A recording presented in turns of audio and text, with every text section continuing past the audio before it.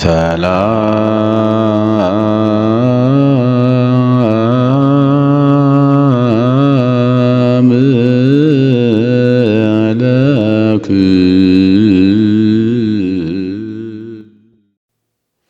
በስመ አብ ወወልድ ወመንፈስ ቅዱስ አሐዱ አምላክ። በመላው ዓለም የምትኖሩ የእግዚአብሔር ቤተሰቦች ሁላችሁም በያላችሁበት የምድር ዳርቻ እንደምን አላችሁ? እንደምን ከረማችሁ?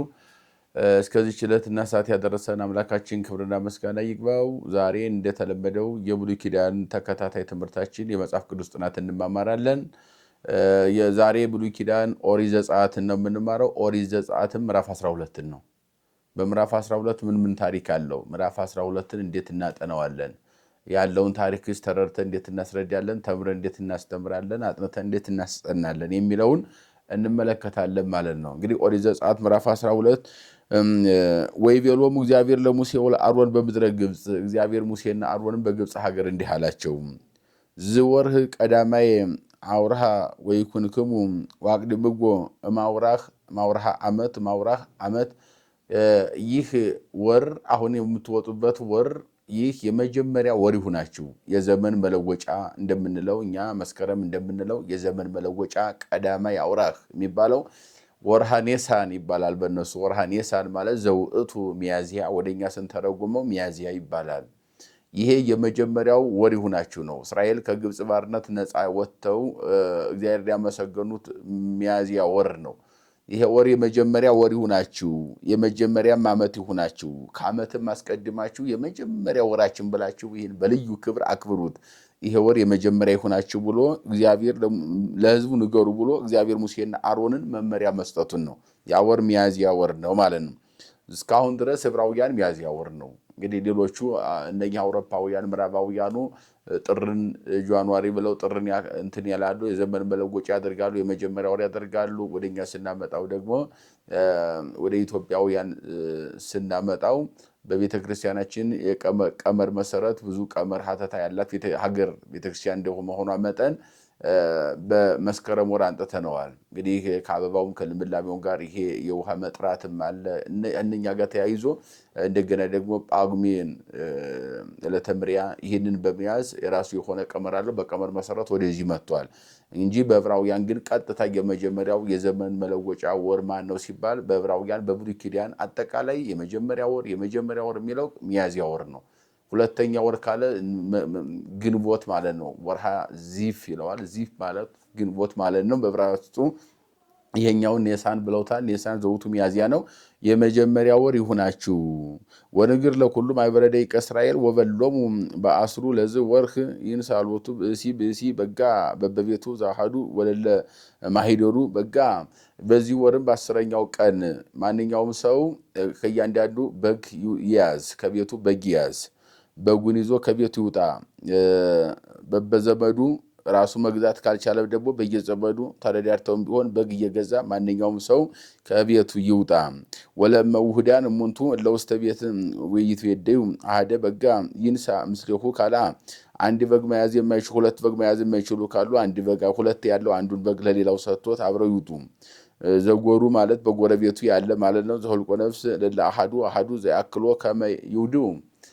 ሁሉም በጎች ይዘው ይሄዱ ዘንድ ወደዚያ ይሻገሩ ዘንድ አብረው ይጓዙ ዘንድ እያንዳንዱ ተረዳድቶ በግ ሳይጊዝ ግን ማንም ሰው መውጣት እንደሌለበት በጊዜያቸው ከእያንዳንዱ ቤት ማንኛውም ሰው ይዞ ይውጣ ብለህ አዋጅ አውጅ ብሎ ለሙሴ ነገረ። ሙሴ ከአሮን ጋር አብረው ይህን ስራ እንዲሰሩ ይህንን ማንኛውም በግ ይዞ ይንጣ ነው ባጭሩ። ይህንን ጽንሰ ሐሳብ ስንመለከተው ከእያንዳንዱ በግ ከሌለውም እንኳን ከሌላ ተውሶም ቢሆን በግ ይዞ ይንጣ።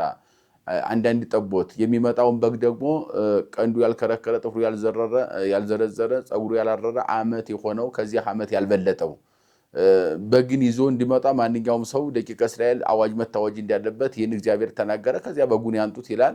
ከ10 እስከ 14 ማለት ነው። በዚህ ወር ማለት በሚያዝያ ወር 10 ቀን እስከ 14ኛው ቀን ያለው ለ4 ቀን ተከታታይ በግ ያመጣሉ። ካመጡ በኋላ በ14ኛው ቀን ያንን በግ ያርዱታል። በጉን የሚያርዱት ደግሞ ማታ 12 ሰዓት ነው። ሰፍና ሰርክ ነው። ማታ ያርዱታል ማለት ነው። ማታ ካረዱት በኋላ ያንን በጉን ስጋውን ይብሉት ነው የሚለው። ስጋውን ከበሉ በኋላ ደሙን ግን በመቃንና በጉበኑ ይቀቡት ይላል።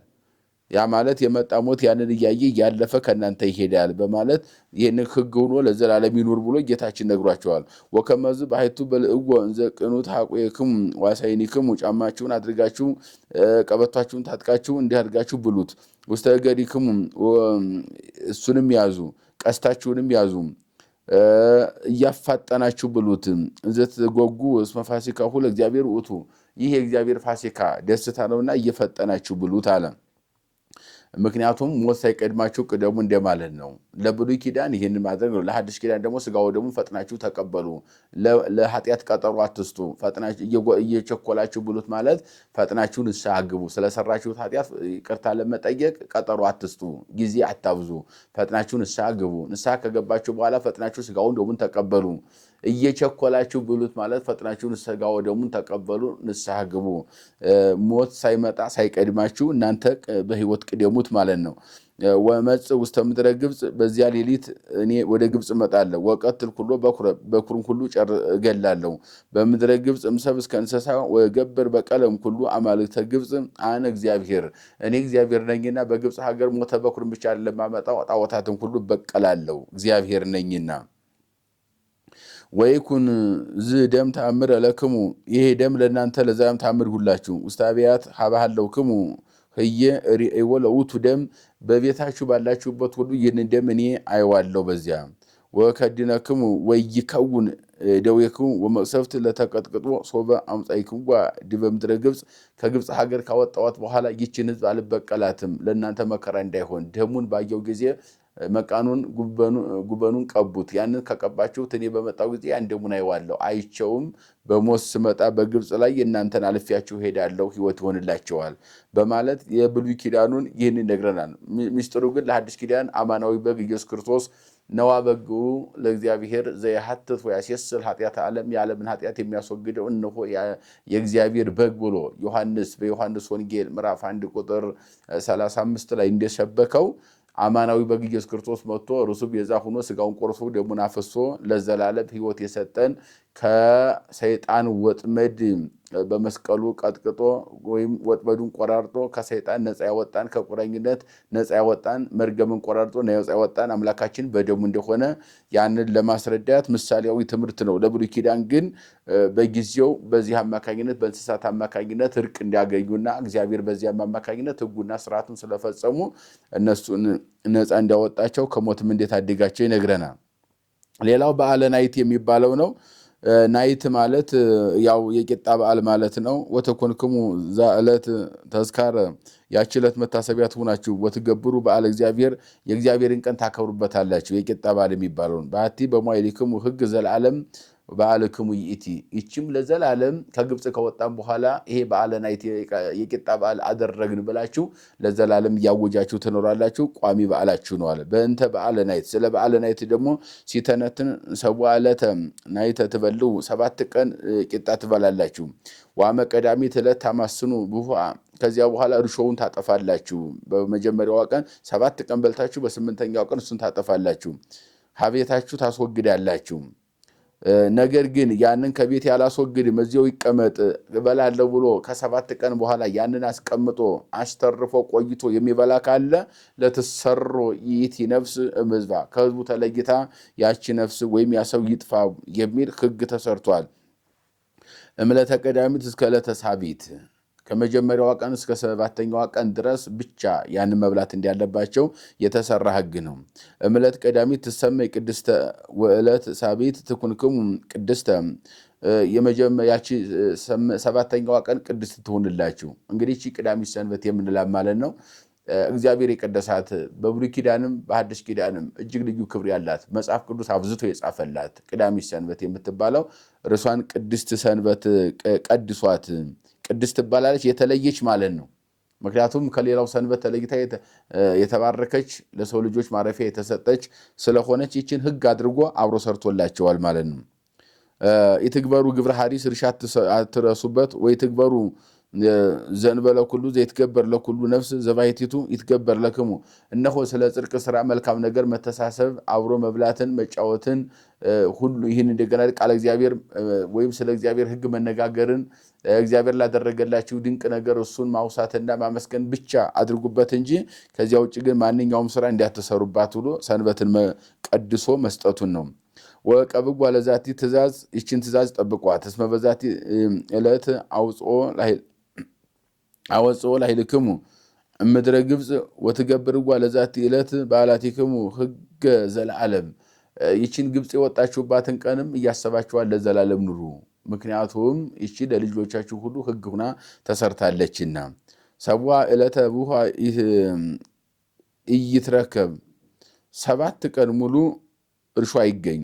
ወውስተ አብያቲክሙ ሁሉ ዘበላ ቡሃ ለተሰሩ ኢቲ ነፍስ ከዚያ ውጭ ግን ከሕግ ውጭ ይህንን የበላ ሰው ካለ ከዚያ ከሰዎች ተለይታ ትጥፋ።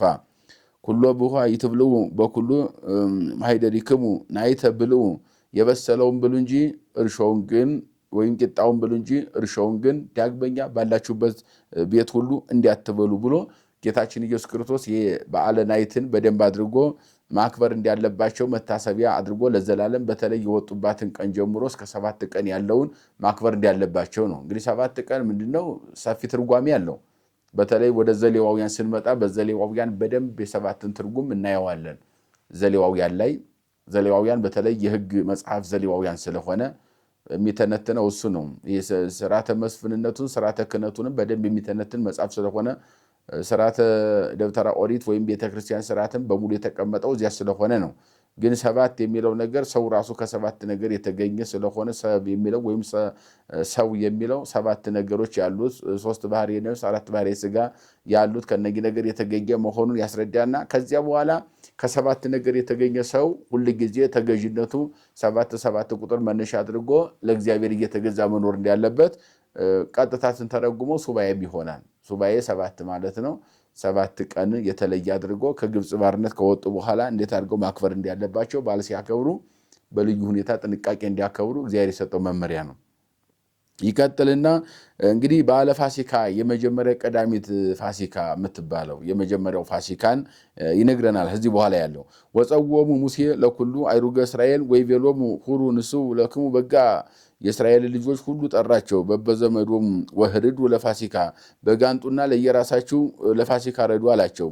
ወነሱ ህብረት ዋጽበህጎ እምዝኩ ደም ዛበኮህት ከዚያ በኋላ በጉን ረዱት። ካረዳችሁትም በኋላ ደሙን ቀድታችሁ እርሱን በሩ ላይ ቀቡት። ወሲምጎ ውስተ መርፈቅ ወዲበ ክልኤሆሙ ራግዛት እሙእቱ ደም ዘሃበ ሆህት ለውእቱ ቤት ዋንትሙኒ ይትጻው እሙእቱ ቤት እስከ ይጸብ። ያንንም ካረዳችሁ በኋላ ማታ አርዳችሁ አወራርዳችሁ ደሙን ወስዳችሁ ጉበንና መቃኑን ቀቡት። ያንን ከቀባችሁት በኋላ ጧት እስከሚነጋ ድረስ ከቤቱ እንዳትወጡ። ወይመጽ እግዚአብሔር ከመ ይቅትሎሙ ለግብፅ ግብፃውያንን ሊያጠፋ እግዚአብሔር ይመጣልና በዚያ ውስጥ እንዳትገኙ ከቤታችሁ አትውጡም። ወይሬእዎ ለውእቱ ደም ውስተ መርፈቅ ወውስተ ክልኤሆሙ ራግዛት በእነዚህ በመቃና በጉበኑ መካከል የተቀባውን ደም እግዚአብሔር ወደ ግብፅ ለመቅሰፍት ሲመጣ የእናንተን ቤት ተቀብቶ ያየዋል።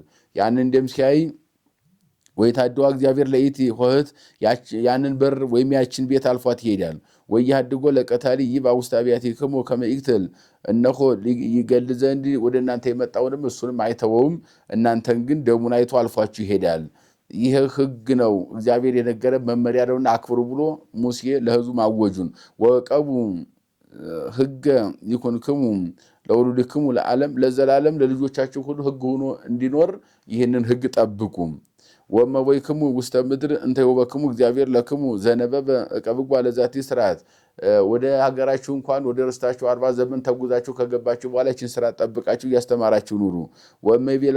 ወመይቤሉክሙ ሉድክሙ ምንትኑ ዛቲ ስርዓት ይቺ ስርዓት ምንድናት ብለው ልጆቻችሁ ቢጠይቋችሁ ትብልጎሙ መስዋዕተ ፋሲካሁ ዝንቱ ለእግዚአብሔር ዘከደነ አብያቲኮሙ ለደቂቀ እስራኤል በምድረ ግብፅ አመቀቶሎሙ ለግብፅ ዋድሃነ አብያቲነ እነሆ ይችማ በግብፅ ሀገር እስራኤል ግብፅን ሊያጠፋ እግዚአብሔር በጸናች እጅ በብርቱ ክንድ በወረደ ጊዜ ያን ጊዜ ሕግ ስርዓት አድርጋችሁ ስሩ፣ ይህን አድርጉ፣ በዚህ አልፋችኋለሁ፣ ደም ቀቡ ብሎን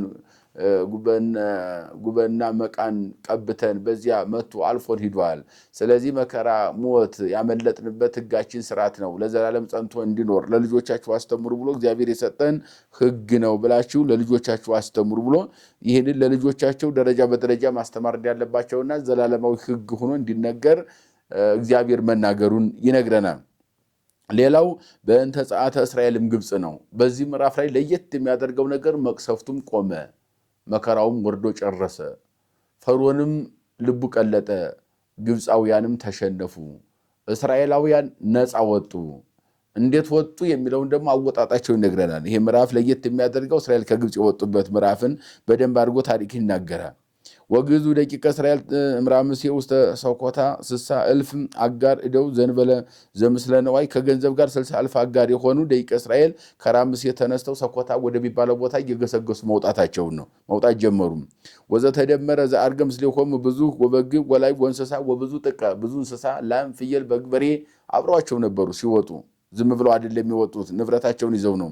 እንደ ጌታችን እንደተናገረው ለሙሴ ወሀበዙ ሀሪጾሙ ዘአምጽኦም ግብጽ ከግብጽ ያወጡትንም ሊጣቸውን እንጀራ ጋገሩ።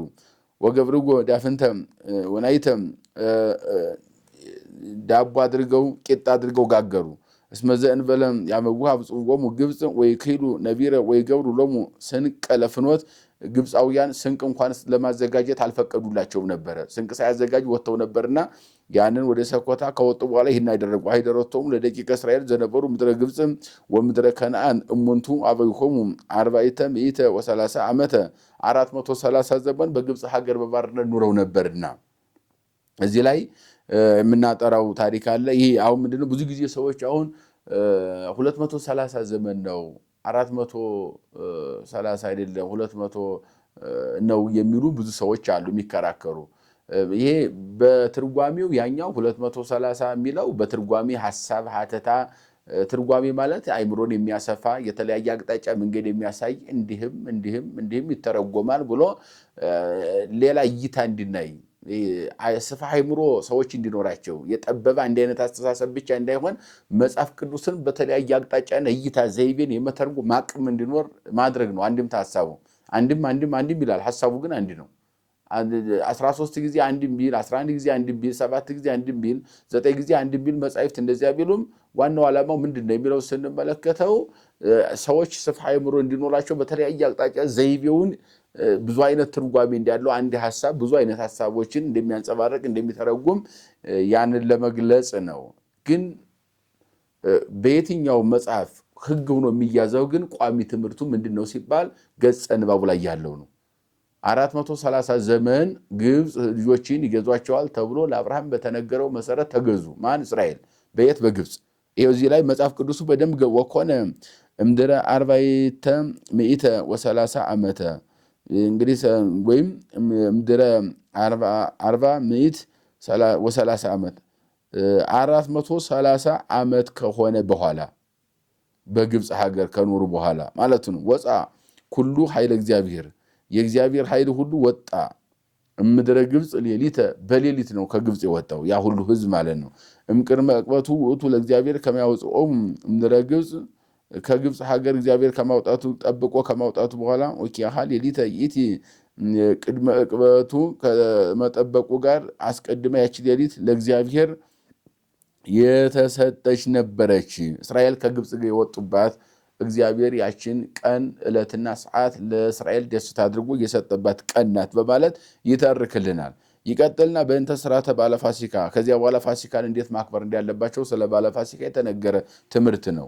ወይቤሎሙ እግዚአብሔር ለሙሴ ወለአሮን ዝውእቱ ሕጉ ለፋሲካ የፋሲካ ሕጉ ይህ ነው አላቸው። ሁሉ ዘእምባይድ ዘመድ ይብላ እምኔሁም ዘመድም ከባይድ ሆኖ አይብላ። ሁሉ ገብር ዘኮነ በዘይሰይ ትገዝርዎ ወይተ ጊዜ ይበል እምኔሁ የተገዘረ ይሁን ከናንተ ያለው ማንኛው ሰው ይገዘር፣ ያልተገዘረ ሰው ከናንተ ጋር አይበላም። ከናንተ ጋር የተገዘረ ሰው ግን ይብላ። አዳሪ ሊሆን ይችላል። ገባኢ ወይ ይብላ ምንሁ አድሮ የሚሄድ ማደሪያ የሌለው እንዲሁም ደግሞ በእናንተ ውስጥ ቅጥረኛ ሆኖ ተቀጥሮ የሚሰራ ሰራተኛም ሊሆን ይችላል። ወበአሐዱ ቤት ይትበላ በአንድ ቤት ተሰብስበው ሁሉም ይበላሉ በማለት ይህን አጠቃላይ ሕግን በደንብ አድርጎ እንደሰራላቸው ይነግረናል። እንግዲህ በዚህ መጽሐፍ ላይ የምንመለከተው ስለ ፋሲካ በዓል፣ ስለ የቂጣ በዓል እንደገናም ደግሞ ይሄ የበጉን መስዋዕት አቀራረቡ መስዋዕቱ እንዴት መቅረብ እንዳለበት እንደገና ደም በመቀባታቸው በራቸውን በዚያ የመጣው መቅሰፍት ያልፋቸው ዘንድ በዚያ ሲያልፍ እግዚአብሔር እነሱን እንዳልነካቸው ያን ምልክት እንዳደረገ ይህን በዝርዝር የሚናገር መጽሐፍ ሲሆን ወደ መጨረሻ ላይ እስራኤላውያን 9 መቅሰፍት 10ኛ ሞተ በኩሩ ተጠናቆ በሞተ በኩር አማካኝነት ህዝቡ በሙሉ ከግብፅ ሀገር ነፃ ወጥተው ጉዞ ማድረጋቸውን ከራምሴ ከሚኖርበት ያው ነፋዋ ነራምሴ ነኦን የሚባሉት እነኛ በግብፅ ሀገር እስራኤል ሰፍረውባቸው የነበሩ ርስቶቻቸው ናቸው። በደም ጭምር የገነቧቸው ከተሞች ፒራሚድ የገነቡበት ነው። ከዚያ ነፃ ወጥተው ከወጡ በኋላ ሰኮታ ወይም ሰኮቴ ወደምትባል ቦታ ላይ ጉዞ ማድረጋቸውን ከግብፅ ነፃ መውጣታቸውንና የፋሲካን በዓል እንዴት ማክበር እንዳለባቸው ለዘላለም ለልጆቻቸው ሁሉ ሕግ አድርገው ይሰሩ ዘንድ በዝርዝር የሚነግረን የመጽሐፍ ቅዱስ ክፍል ነው። ምዕራፍ 12 ኦሪት ዘጸአት ማለት ነው። ቀጣይ 13 እንመለከታለን። የመከረን ያስተማረን የገሰጸን የሰራዊት ጌታ እግዚአብሔር አምላካችን ከፀሐይ መውጫ እስከ ፀሐይ መግቢያ በፍጥረታት ሁሉ አንደበት ስሙ የተመሰገነ ይሁን። ይቆየን።